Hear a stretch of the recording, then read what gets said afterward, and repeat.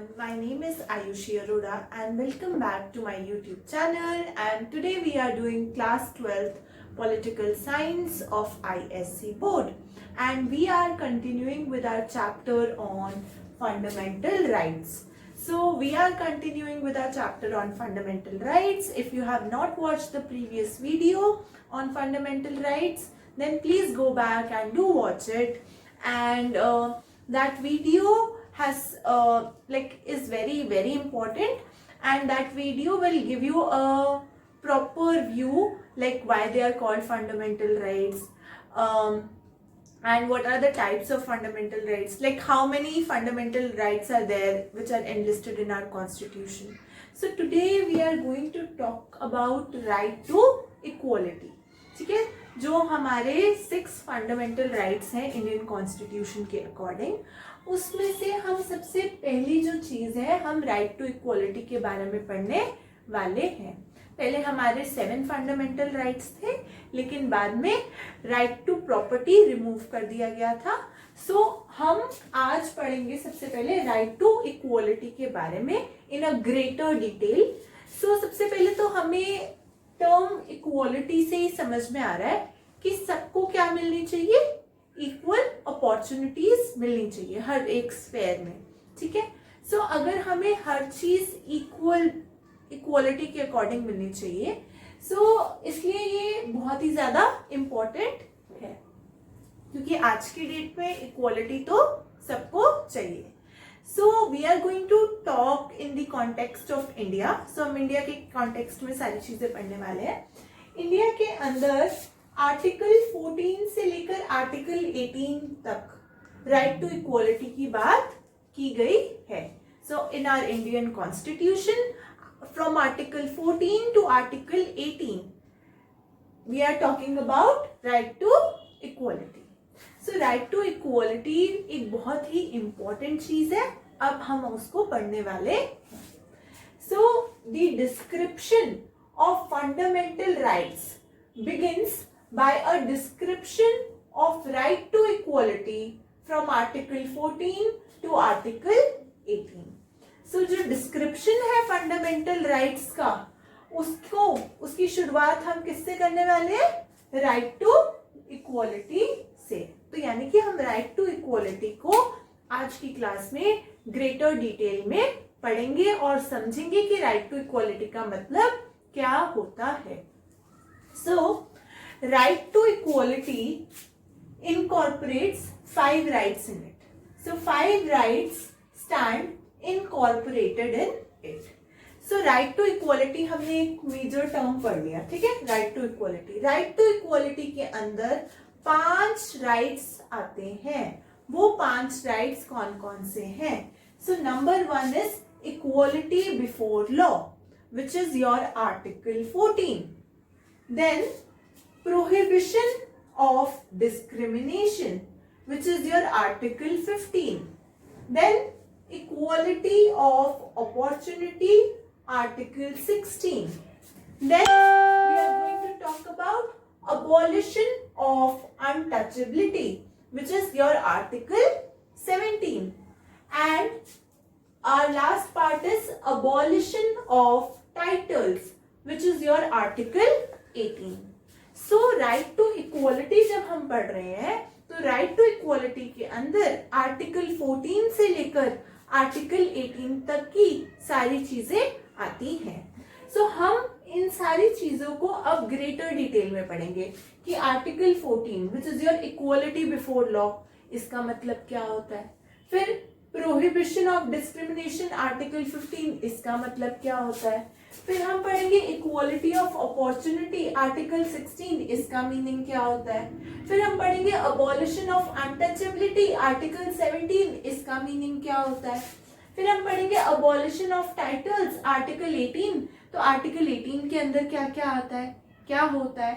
सो हम जब इन 5 चीजों को ढंग से पढ़ लेंगे तो हमें राइट टू इक्वालिटी समझ में आ जाएगा. So as we are doing right to equality, so right to equality is a very important right. So it is a fundamental right. So right to equality हम इसलिए पढ़ रहे हैं ताकि हम इसको अच्छे से समझ पाए? सो आर्टिकल 14 से लेकर आर्टिकल 18 तक सारी चीजें राइट टू इक्वालिटी में इंक्लूडेड होती हैं. So 5 major things are included under the right to equality. So firstly we are going to talk about equality before law. यानी कि हर जगह इक्वालिटी है, लॉ के पास में इक्वालिटी बिफोर लॉ के आगे सबको इक्वल रखा गया है. So this is your article 14. तो जब भी हम राइट टू इक्वालिटी वाला क्वेश्चन करेंगे तो हमें ये याद रखना है कि हमें आर्टिकल 14 से आर्टिकल 18 तक की सारी बात करनी है. सो हमें 5 बहुत इंपॉर्टेंट आर्टिकल्स इंक्लूड करने हैं whenever we are talking about right to equality. So we are going to include Article 14, Article 15, Article 16, Article 17 and Article 18. So coming on to Article 14 which is your equality before law. कि यानी कि law के आगे हर एक इंसान equal है, किसी भी तरीके का कोई discrimination नहीं किया जाता. So all citizens enjoy equal protection of law. तो कोई भी इंसान हो लेकिन हर इंसान को क्या मिलेगा? Equal protection of law. So India के केस में ये 5 चीजें बहुत ही ज्यादा इंपॉर्टेंट हैं. So it is written that the state shall not deny to any person equality before law और equal protection of the laws within its territory. यानी कि जो स्टेट है हमारी उसको किसी भी पर्सन को वो मना नहीं कर सकती इक्वालिटी बिफोर लॉ या फिर equal protection of law with in its territory. तो यानी कि हर एक इंसान को इक्वल प्रोटेक्शन मिलेगी लॉ की. ऐसा नहीं होगा कि जो रिच है उसको तो मिल गया प्रोटेक्शन ऑफ लॉ, जो पुअर है उसको नहीं मिला. तो this is not possible. Another very important thing is equal subjection of all people to the laws of the land. तो इक्वल सब्जेक्शन किया जा रहा है. जितने भी लोग हैं उस लैंड के अंदर जो लोग रह रहे हैं तो उन सबको के लिए लॉ बराबर है, किसी के लिए कम और किसी के लिए ज्यादा नहीं है. Another very important point is equal legal protection for all the people. So सब लोगों को क्या मिलती है? इक्वल लीगल प्रोटेक्शन दी जाती है. So equality before law, which is your Article 14, is a major component of right to equality. अब जब हमने equality before law समझ लिया, which is your Article 14, then we are going to talk about Article 15. तो ऐसे करना है, पहले Article 14 लिखेंगे, फिर 15, फिर 16, फिर 17, फिर 18. ये पांचों आर्टिकल्स को समझना बहुत ही ज्यादा इंपॉर्टेंट है. जिस बच्चे को ये पांचों आर्टिकल समझ में आ गए उसको राइट टू इक्वालिटी क्या होता है वो अच्छे से समझ में आ जाएगा.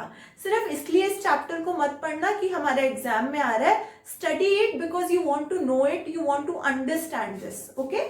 सो prohibition of discrimination which is your article number 15. सो प्रोहिबिशन का मतलब क्या होता है? किसी भी चीज को रोकना, मना करना. तो हम किस चीज को मना कर रहे हैं? डिस्क्रिमिनेशन को हम क्या कर रहे हैं? मना कर रहे हैं. तो हमारा जो कॉन्स्टिट्यूशन है उसका जो आर्टिकल 15 है, it prohibits all kinds of discrimination. It says that it prohibits the discrimination on the grounds of religion, race, caste, sex और प्लेस ऑफ बर्थ. तो यानी कि अगर आप किसी भी रिलीजन से बिलोंग करते हो तो उस बेसिस पे आपके साथ कोई डिस्क्रिमिनेशन नहीं हो सकता. आपकी कोई भी रेस है तो भी डिस्क्रिमिनेशन नहीं हो सकता. किसी भी कास्ट को बिलोंग करते हो, कोई भी आपका जेंडर है या कोई भी आपका प्लेस ऑफ बर्थ है, किसी भी बेसिस पे कोई डिस्क्रिमिनेशन अलाउड नहीं है. Another very important thing is exception. So अगर मैं बात कर रही हूँ कि प्रोहिबिशन ऑफ डिस्क्रिमिनेशन है आर्टिकल 15 के अंदर, तो इसके अंदर एक एक्सेप्शन क्या है? इसके अंदर एक एक्सेप्शन ये है कि अगर हमारी जो गवर्नमेंट है या जो हमारे कॉन्स्टिट्यूशन के अंदर ऐसा लिखा गया है कि अगर गवर्नमेंट कोई स्पेशल प्रोविजंस लेके आना चाहती है विमेन के लिए, चिल्ड्रन के लिए, या शेड्यूल कास्ट के लिए, या शेड्यूल ट्राइब के लिए, तब हम ये नहीं कह सकते कि डिस्क्रिमिनेशन तो अलाउड नहीं है, तो आप इनके लिए स्पेशल प्रोटेक्शन एक्ट के अंदर आप इनको स्पेशल चीजें क्यों दे रहे हो। तो this we can not question कि अगर गवर्नमेंट को लग रहा है कि किसी वीकर सेक्शन को किसी भी तरीके का एडवांटेज देना चाहिए, तो that government can give, and it is very very clearly stated under this article. So one of the exception is nothing in this article shall prevent the state from making any special provision for women and children as well as for scheduled caste and scheduled tribe. तो अगर तो एक तरीके का इसको बोला जाता है protective discrimination. So protective discrimination is allowed. अगर हमें किसी सेक्शन को बचाना है, या फिर जो माइनॉर शेड्यूल कास्ट और शेड्यूल ट्राइब्स है उनको बचाना है, या विमेन को बचाना है, या चिल्ड्रन को बचाना है, तो इसलिए इनके लिए कुछ स्पेशल प्रोविजन बनाए गए हैं. And you can not question that under the prohibition of discrimination article, कि आप क्वेश्चन करो कि भाई ये तो मेरे साथ गलत हो रहा है, डिस्क्रिमिनेशन हो रहा है. So this is not a discrimination. Discrimination आपके साथ किसी रिलीजन के बेसिस पे नहीं हो सकता, किसी रेस के बेसिस पे नहीं हो सकता, किसी सेक्स के बेसिस पे नहीं हो सकता, जेंडर के बेसिस पे नहीं हो सकता, प्लेस ऑफ बर्थ के बेसिस पे नहीं हो सकता, रिलीजन के बेसिस पे नहीं हो सकता. ठीक है, तो इस तरीके का डिस्क्रिमिनेशन आपके साथ नहीं हो सकता. लेकिन अगर गवर्नमेंट चाह रही है कि वो शेड्यूल कास्ट के लिए कुछ स्पेशल प्रोविजन बनाना चाहती हैं, या शेड्यूल ट्राइब के लिए कुछ अच्छा करना चाहती हैं, तो दैट इज अलाउड. ठीक है. Equality of opportunity, which is your article number 16. The Constitution provides for equality of opportunity for all citizens in matters relating to employment or appointment to any office under the state. इसका मतलब ये है जो आपका constitution है वो क्या provide करता है, इक्वलिटी ऑफ अपॉर्चुनिटी. तो सब लोगों को क्या दी जाती है, इक्वल अपॉर्चुनिटीज दी जाती है इन मैटर्स रिलेटिंग टू एम्प्लॉयमेंट और appointment of any office under the state. तो अगर किसी भी ऑफिस के अंदर, आप स्टेट के अंदर किसी भी ऑफिस को होल्ड करते हो, तो ऐसा नहीं है आपको किसी भी बेसिस पे आपके साथ डिस्क्रिमिनेशन किया जाएगा. तो किसी भी तरीके का डिस्क्रिमिनेशन नहीं किया जाता, सबको इक्वल अपॉर्चुनिटीज दी जाती है. Another very important article is Article 17, which talks about abolition of untouchability. So untouchability is a very very important and crucial issue. So पहले क्या होता था, बहुत सारे लोगों को क्या डिक्लेयर कर देते थे कि ये अनटचेबल है, इसको टच नहीं करना, इससे हमें कुछ हो जाएगा, या मतलब ऐसे लोगों को माइंडसेट था. तो इस प्रैक्टिस को एंड करने के लिए आर्टिकल 17 में अबॉलिशन ऑफ अनटचेबिलिटी के बारे में डिटेल में बात की गई है.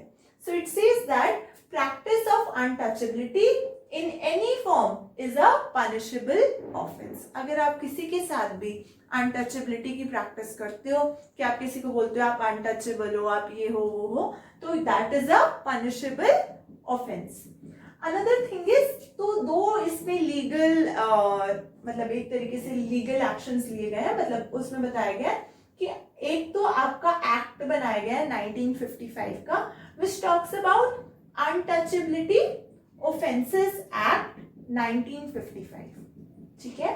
And another very important thing is, another very important act is the protection of civil rights act 1977. तो ये दो एक्ट बहुत ही इंपॉर्टेंट है जो कि ये स्पेसिफाई करते हैं कि practice of untouchability is a punishable offence. तो हम अनटचेबिलिटी को प्रैक्टिस नहीं कर सकते, और हमारा आर्टिकल 17 पूरा का पूरा इसी के ऊपर बेस्ड है. Last but not the least, very very important point is abolition of titles, which is your article 18. So it talks about that the Constitution prohibits the state from conferring any titles except honors for military or academic distinctions. So जो Constitution है वो क्या मना prohibit करता है state को from, conferring का मतलब होता है granting, any titles except honours for military और एकेडमिक डिस्टिंक्शंस। तो कॉन्स्टिट्यूशन के अंदर ये लॉ बनाया गया है आर्टिकल 18 के अंदर कि आप किसी को भी कौन कौन से टाइटल दोगे, या तो आप मिलिट्री से रिलेटेड कोई टाइटल दे सकते हो या फिर एकेडमिक डिस्टिंक्शन से रिलेटेड टाइटल्स दिए जा सकते हैं, इसके अलावा और कोई टाइटल्स नहीं दिए जाते। Another very important thing is which we need to understand is कि अगर अबॉलिशन ऑफ टाइटल्स का मतलब ये भी है साथ में कि ऐसा नहीं होगा आप ये वाले टाइटल्स तो दे ही सकते हो, जैसे कि आपको पद्मश्री मिलता है या पद्म भूषण या पद्म विभूषण या किसी भी तरीके का आपको अवार्ड, इस तरीके के अवार्ड्स तो आपको मिल सकते हैं, लेकिन इसके अलावा आप किसी को कोई स्पेशल टाइटल नहीं दे सकते हो। और अगर आपको कोई फॉरेन स्टेट यानी कि कोई फॉरेन कंट्री या फॉरेन स्टेट आपको कोई टाइटल देना चाहती है तो that foreign state can also not give you any title, और अगर वो आपको टाइटल देना भी चाह रही है या वो देना चाहती है तो उनको हमारे प्रेसिडेंट ऑफ इंडिया की परमिशन लेनी पड़ती है। उसके अलावा they can not give any title to our citizen. तो अगर if you hold a office of profit और अगर आप हमारी स्टेट के लिए काम कर रहे हो तो आप किसी भी फॉरेन स्टेट से ऐसे ही कोई भी टाइटल नहीं ले सकते unless and until the president of India gives you permission for doing that. अगर आपको टाइटल तभी मिल सकता है अगर प्रेसिडेंट ऑफ इंडिया आपको परमिशन दे, अदरवाइज आपको वो टाइटल नहीं मिल सकता है। So I hope you have understood this topic well. So it talks about right to equality in a concise form. So हमने सारे articles cover कर लिया, article 14, article 15, article 16, article 17 and article 18. So whenever you are going to talk about right to equality, you are supposed to incorporate all these articles in your answer. So I hope you have understood this topic well.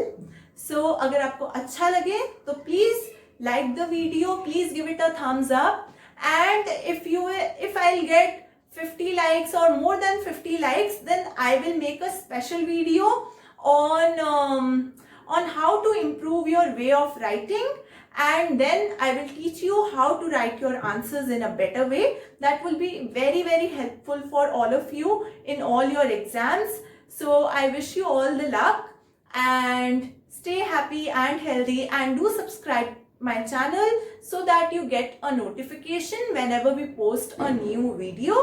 Thank you.